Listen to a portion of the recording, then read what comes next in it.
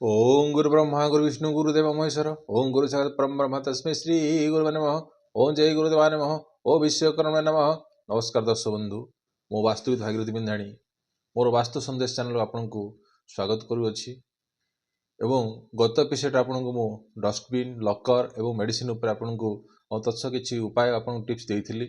आजिर अध्याय आम जानिबा dressing table केउं दिगरे रखिबा, तत्स aquarium केउं दिगरे रखिबा एवं गृहपालित पशु केउं दिगरे रखिबा तापर आपनको मो विवरणी देबी एवं तत्सह कर्म क्षेत्र को केमती ठीक करि परिबा तापर आपन छोटिया उपाय गोटे आपनको सामने उपस्थापना करिवि। आउ जे दर्शक बंधु मोर इस वास्तु संदेश चैनल देखुचंती ताको लाइक सब्सक्राइब करंतु, जार फल मोर उत्साह बढ़िबो एवं आपन सामने किछि किछि नुवा तथ्य उपस्थापन करिवि। देखो चर्चा करबा ड्रेसिंग टेबल कौन ड्रेसिंग टेबल उपर कौन गोटे थाए ना दर्पण लगी था। दर्पणटा कौन होइछे ना माने ये हूँ कौन ना वाटर एलिमेंट। तो या आम कौन करवा ना उत्तर दिगरे अर्थात आम उत्तर दिगरे मुह करवा, जोटा कि उत्तर दिगरे दर्पण लगी उत्तर दिग को फेस कले भल रहिबो। तो एठरे कौन होछि ना उत्तर दिगरे मिररटा रहिबो। एक केते डिग्री ना 349 डिग्री रु 11 डिग्री, आ गोटे आसला कौन ना पूर्व दिग 79 डिग्री रु 101 डिग्री। तो यही दिगरे आपन कौन करेंगे ना मिरर रखिए। आ तत्सह कौन करेंगे मिरर सामने केबे भी हेले खट पकेबेनि। जो खटरे कौन कहते ना स्वामी स्त्री शोथे तो ये दिगरे केबे भी हेले खट पकेबे नहीं।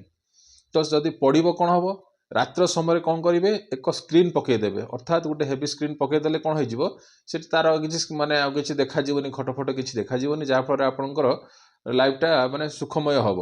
नचेत कौन हम स्वामी स्त्री भितर सदाबले कौन चलती ना पाटितुंड चलती, रात्र समय बेड को गला बेलू पाटितुंड चलती। तो ये कथार आप ध्यान ने। आउ गोटे है कौन आक्वेरियम कौन करेंगे। तो आक्वेरियम कौन लोक मैंने कहते माछ फाच सब छोट ये सब जिन गुड़ा रखुँच।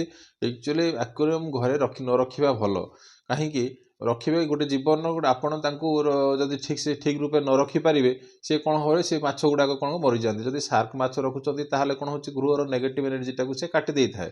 तो जदि आपड़ aquarium रखुच्च east of south east रखु, जोटा कि 101 डिग्री रु 124 डिग्री, यहाँ गोटे भल डायरेक्शन। आउ गोटे आसला वेस्ट ऑफ नॉर्थ वेस्ट अर्थात पश्चिम उत्तर पश्चिम कोण 281 डिग्री 304 डिग्री रखु। आउ गोटे आसला नॉर्थ नॉर्थ वेस्ट अर्थात 226 डिग्री रु 349 डिग्री, जोटा कि एटा भी गोटे भल डायरेक्शनटा। आउ गोटे आसला साउथ साउथ वेस्ट अर्थात 191 डिग्री रु 214 डिग्री। तो यही दिगरे जदि आपणकर आक्वेरियम रखती ताहले भी बहुत भल रहिबो। किंतु एटा कौन घर पर आक्वेरियम इज नॉट सुइटेबल। घर पर आक्वेरियम यहाँ कहीं आम गोटे गोटे माछर कि गोटे जीवर आणिक आम निजे आक्वेरियम रखुचे सेठी कौन हो जीव हत्या हो जाऊँगी। आम ठीक से भाव जब प्रपर ये हिसाब न रखा ताहले ये कौन करे असुविधा सृष्टि करे। तो साउथ साउथ वेस्ट माछ रखिले कौन हम माछ शीघ्र मरीजे। तो साउथ साउथ वेस्ट रे केबे भी हेले आपण गृह माछ रखिबेनी, जोटा कि आपन कहितली 191 214 डिग्री अंशरे केबे भी हेले माछ आपण रखिबेनी। नॉर्थ रखिले पैसा जेतिकी आसीबो सेतिकी आपण कोन करंती संतुष्ट थांती। तो बेटर मो मत होची माछ आक्वेरियम आपण गृह रे न रखिबा भल हबो। आ गृहपालित पशु को केबे हेले भी आपण कौन करेंगे ना साउथ वेस्ट रे केबे भी हेले रखिबे नहीं। आउ कौन है ना नॉर्थ रे 349 डिग्री 11 डिग्री भितर एठी कौन जदि रखिबे कौन हम माने आपणकर सदाबले ता प्रति आकृष्ट रहिबे, ता प्रति आपण सदाबले कौन आकृष्ट रहिबे। तो जदि से जगह रखिबे अवश्य गोमाता रखिले जदि गोबर जदि से जगह नीट एंड क्लीन नथिबो ताले गृह पई मध्य भी प्रॉब्लम होइथाय। कौन अर्थात कौन हो ना नॉर्थर जगह हूँ कौन ना कुबेर दिशा, कुबेर अर्थात कुबेर माने जगह से जगार जदि गोबर फर पड़े जदि गोबर पड़े कि ना कि गोबर खता माने माने खत जदि आप कौन स्टोरेज कर रखती ताहले कौन हम गृहपाई असुविधा समस्या सृष्टि करें। तो ये जिनस देखिए। आउ गोटे आसला पूर्व दिगरे भी जदि गृहपालित पशु रखु किसी असुविधा नहीं।